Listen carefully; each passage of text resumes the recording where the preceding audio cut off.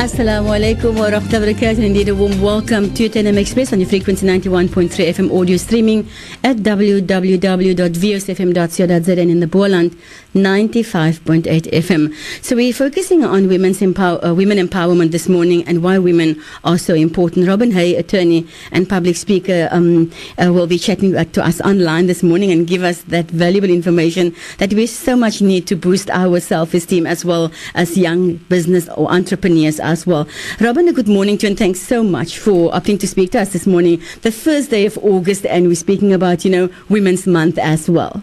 Yes, good morning. Thank you so much for having me on your show. You are most welcome, Robyn. When we speak about the month of August, do you think every woman looks forward to this month of the year? I think women do. I think it's a time when they're able to consider their place in society. But I think for some women they view it with a bit of cynicism because it's 1 month a year where women's needs are highlighted, and there are 11 other months of the year where there's a lot of work that needs to be done. Okay. With regards to women, we all know that they play a major role in society, within the homes as well. Speaking about raising great men, fortunately that is the task of women as well. But when one looks at the place of women when it comes to business, what is that like currently? I think one of the things that's very important to note is that more than 50% of our workforce are women. So one would think that at least 50% of positions held throughout business would be held by women, but that's not the case. You see women very well represented in junior positions, but by the time you get to very senior positions in business, you find that the percentage of women being represented are less than 10%, which is really quite concerning. So women are encouraged to enter the workforce, but for various reasons, including the fact that a workplace is often structured in a very masculine way, women are forced to make decisions and are forced to drop out of the workforce for a variety of reasons, whether they be family related or personal decisions or just a sense of frustration, and they don't move past a certain point. Just before we continue with our conversation, Robyn Hey, attorney and public speaker, tell our listeners who Robyn Hey really is. So I come from a very lower middle class family. I was the first person in my family to go to university, which was a really great privilege. And I became an attorney and spent the first 6.5 years of my career in a large corporate law firm. And then I decided to open my own practice. And it's been such a privilege to be able to offer quality legal services to men and women in business. And how I got involved with women in business is I was asked to chair the Businesswomen's Association in Cape Town from 2012 to 2015. And it was there that I really began to understand the plight of women in business. And it's become a topic that's absolutely passionate to me. I think let's start at the beginning here. You mentioned earlier on, and there's a key word that you've mentioned, saying that, coming from a low middle class family, but you were privileged. And why would you use the word privileged to go to university? Well, I'm a white woman. And so inherently I had a lot of the white privilege. So the way I speak, the encouragement of my family, the fact that society has a different view on white women than they do on women of color.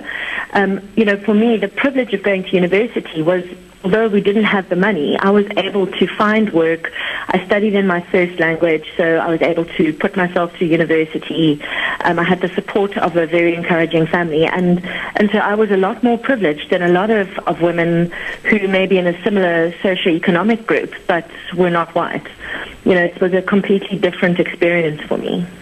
Robyn, you've been doing commercial litigation for 12 years before you started, on your own, after you've been to many firms as well, or being an attorney, or having your own firm as well, and looking at women currently, growing women, especially women in business.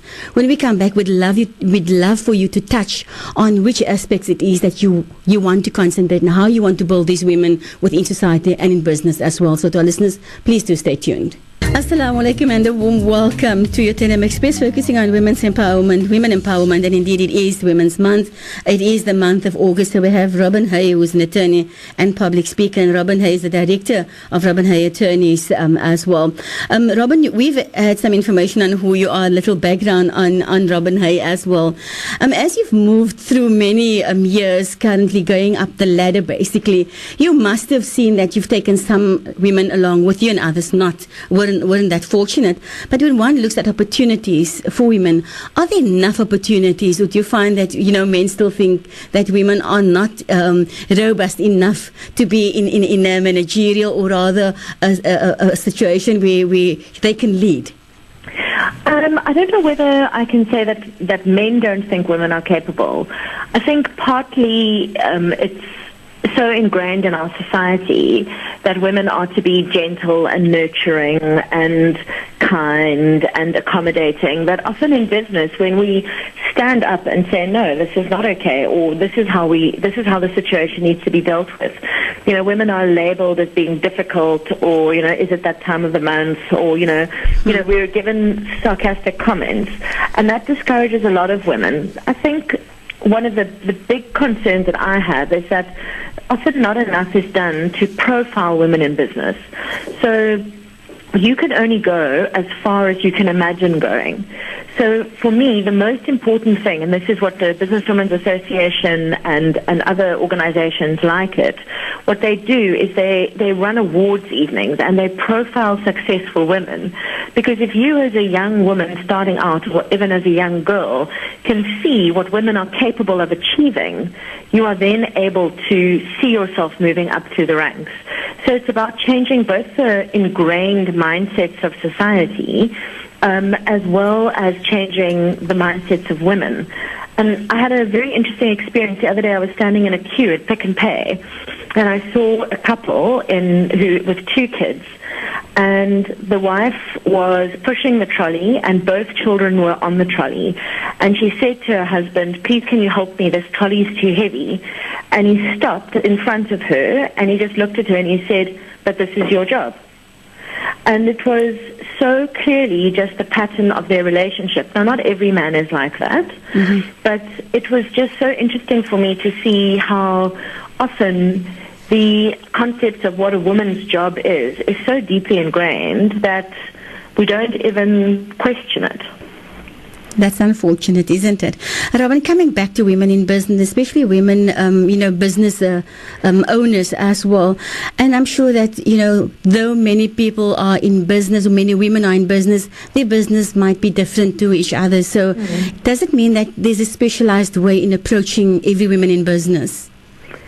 No, I don't think so. I think business is business. Business principles are the same whether you run a law firm or whether you run a retail operation or whatever, or a medical practice, whatever it is.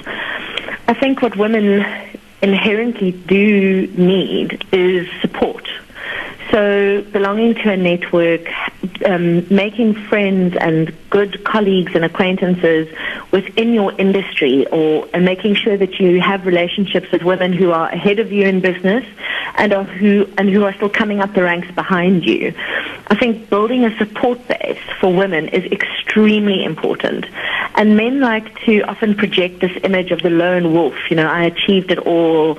I was this entrepreneur, and despite the odds, I succeeded. But, when people are honest about how they succeeded, they all succeeded because somebody held out a hand to them. And I think women need to not be ashamed of the fact that we too need to rely on each other to bring each other forward. Robyn, there's a great difference between men and women in business. For often men would go and plan their future because they know that there's never going to be a time where they will not be actively involved in their business because they're not going to have a baby. They're not going to be at home to nurture a family at a certain time. So women always have this, what if I'm successful now as a young person? What happens if I get married? So what type of advice would you give women? Should that be furthest away from their worries or planning ahead? How important is that? I I think when you have a life plan, you need a plan that includes everything. So if you want to be married one day and you want to have kids, or you need to put that into your life plan and say, how do I factor that into my career? And again, speak to other women who have done it. Read books, read articles. Look at what's being published on how women do balance career and children. I mean, I don't have children, and I've watched my colleagues struggle with this very concept, throughout my career.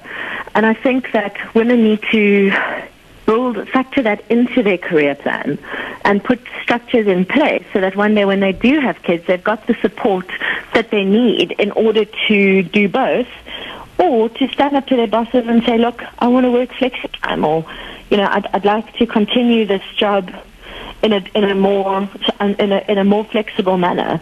Businesses need to accommodate that. Can I ask the question, since you meet so many women in business, do you find that successful business women, when we look at their employment, equity, do you find that there's a balance, or do you find that most of them would want to empower other women rather than employing men? I think my experience has been that successful female business owners are successful because they employ the best people for the job. So they will employ men and women, but very often they will, where there's an opportunity to empower other women, they will take it. So for me, as an attorney, I like to brief female advocates. I do brief male advocates, but I brief female advocates if I can, because I believe in empowering the legal profession as a whole. And you'll see that some of the women that I know that run very, very successful businesses, where they can support women, they do, provided there's a business case for it. Okay. Robyn, you've been actively involved in Business Women Associations since 2012 to 2015. Does that mean after your term that you're more part of it, or do you find that, there are other means and ways on how to associate yourself to organizations to help other women? Yes, that's a good question. So my term as chair came to an end, and I stepped down, and Loretta Glebana took over from me, and she's an incredibly capable, amazing leader. And I stepped down for two reasons. Firstly, because I didn't want to stand for a second term, and secondly, because I believe that it's important that once you've had an opportunity to lead, that you make way for somebody else to have that opportunity. I'm still very involved in the Business Women's Association. I still attend their functions. I still maintain my relationships there, but I'm not in leadership there. So now what I do is I do a lot of public speaking aimed at empowering women in business and aimed at businesses in general, how to bulletproof their business or future-proof their business, because my background is in distressed businesses, so insolvencies and liquidations. And my passion is to make sure that people understand that there are certain mistakes that can be avoided that lead to the death of businesses, which is what I'm speaking on at the Symphonia conference at the end of the week. Okay, so just looking at women in business as well, are there many upcoming female-led businesses locally in South Africa as well? Yes, absolutely. I mean, some of the most incredible young women are running businesses. I think of Catherine Mary Pitchalik, who's a South African designer. I think of some of the there's an incredible a recruiter called Ati, who is running an employment equity recruitment agency that absolutely caters for these needs in the market. And some of the women that are coming up the ranks are just phenomenal.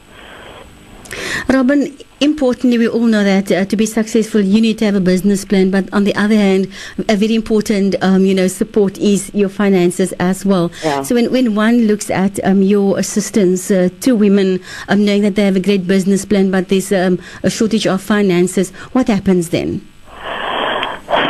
I think that happens, the same thing that happens in any business. You have to understand what your financial requirements of your business are. Don't grow your overheads too quickly, grow organically. Don't try and keep up with the Joneses when you're just starting, and have a business plan. Know who you can ask for money. Understand where the grant funding is. Especially if you are a black woman in business, There are huge opportunities, whether it's through the SAB Foundation, Pick and Pay Foundations. There are amazing opportunities out there for grant funding for women. And I just think that women need to be proactive. If your business is your passion, you would do anything to make sure that that business is successful. And that includes doing the necessary research to find out where the funding opportunities are, but also to use that funding in the most practical and helpful way for your business. Robyn, do you find that it's important to know the legalities of any business as well? Not just, to run your business thinking, this is the plan I have, so I'm going to employ many people to do this, that, and the other, but to understand exactly what the portfolio is of everybody that you're employing as well, so that you have your hand and your head in your business all the time. Yes. One of the quickest ways to make your business fail is to take your eye off the ball. You need to know what your risks are. So your risks are internally, who do you employ and what positions do you give them? So you need to have strong legal agreements. Your employment agreements need to be really strong. Your agreements with your suppliers need to be very strong, and your customers. Your agreements with your partners that you're working with need to be clear, because your legal framework is the voice of your business. So if your legal framework is professional and well-drafted and strong, your business will sound professional, well, and strong in the marketplace.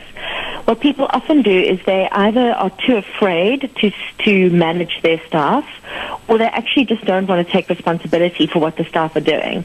And having internal labor policies are so important. It's probably the most important thing, because your risk internally is really, what are your people doing? How are your people helping you to move your business forward? Robyn, just looking at, you mentioned partnership here as well, which is something that women are sometimes afraid of. So when they partner with other women, do they choose to partner with other women rather than to partner with a male? I don't actually know the answer to that. I think that's a good question. I haven't sort of looked at that myself.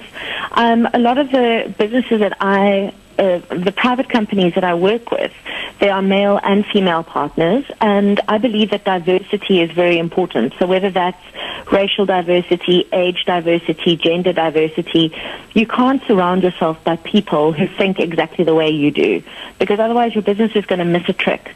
It's important to have diverse groups of people that you engage with, that you employ. So I do have some businesses that are 100% female-owned, and I have other businesses on my books that are a mixture of men and women.